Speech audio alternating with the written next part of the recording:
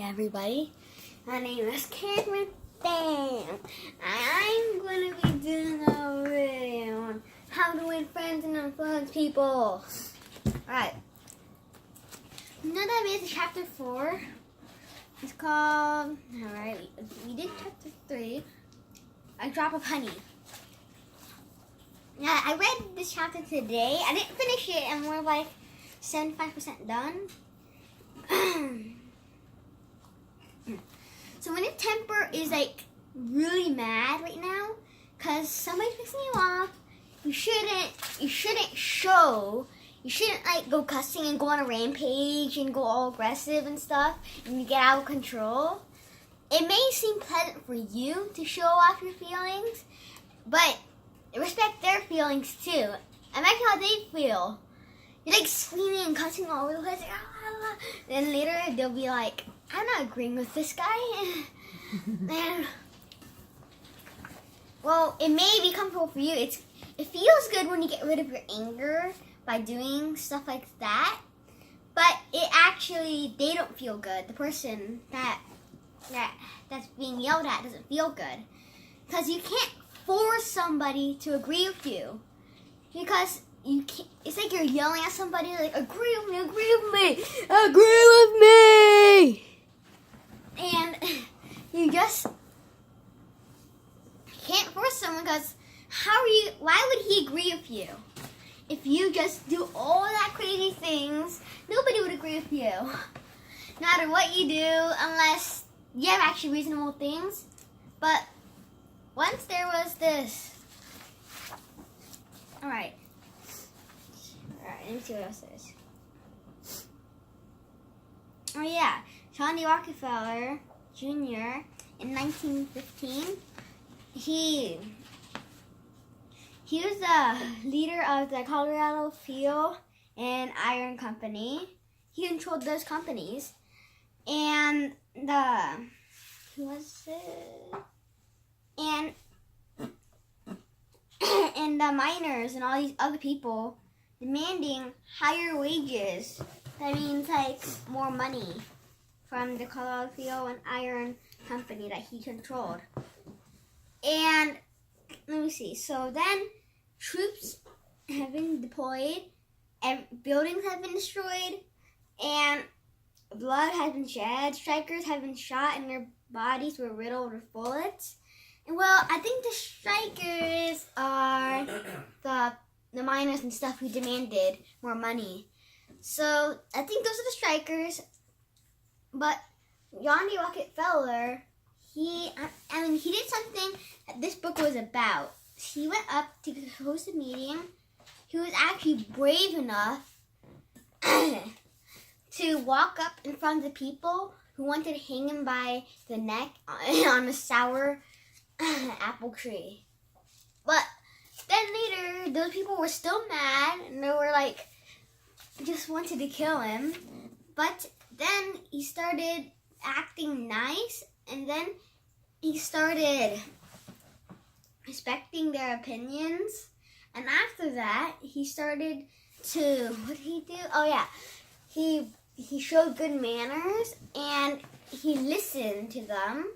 But he doesn't mean he has to do what they say either. And he see what they did. Okay. Alright.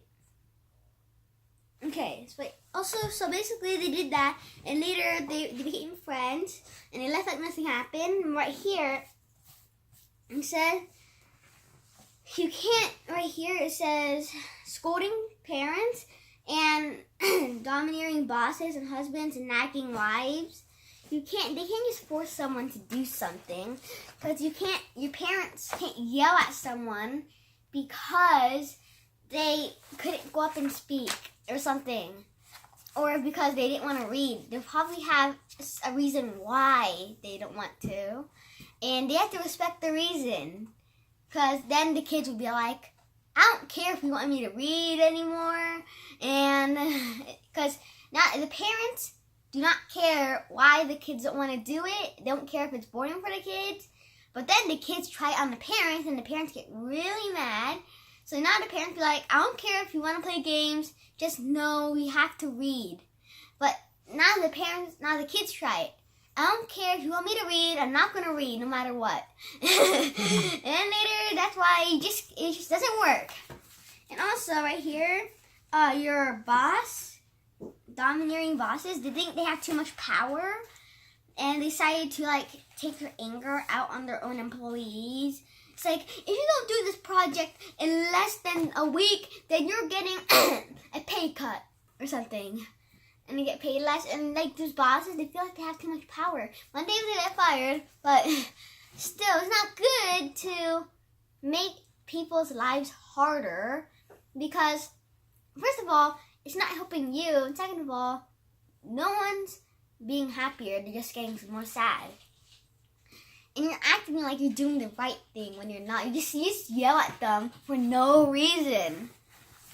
And also right here it says, and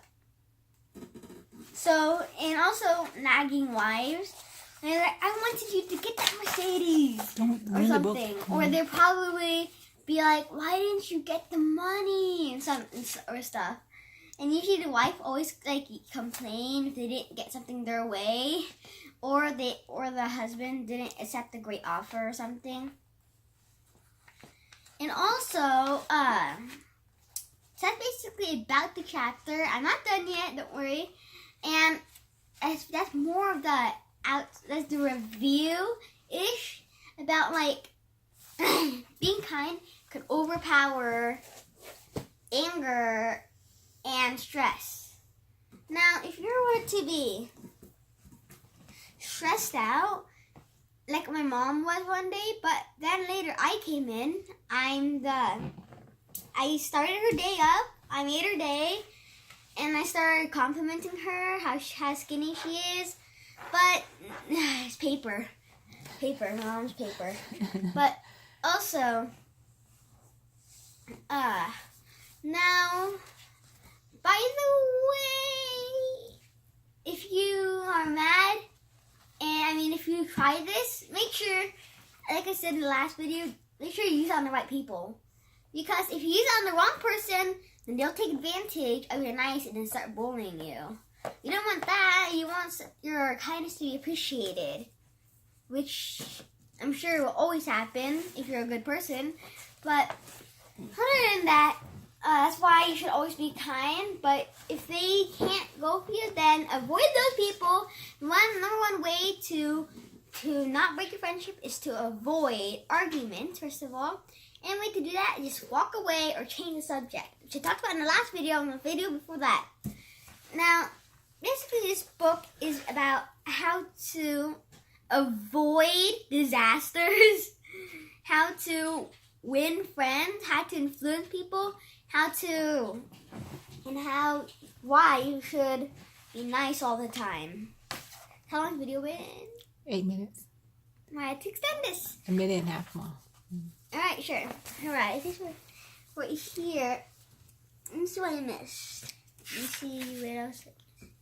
Oh, yes. Also, you know how I talked about earlier that how nagging wives and stuff, you can't force someone? Lincoln said all that stuff. Literally, Abe Lincoln. Abraham Lincoln. Abraham Lincoln. That guy. The guy whose birthday is the same as mine.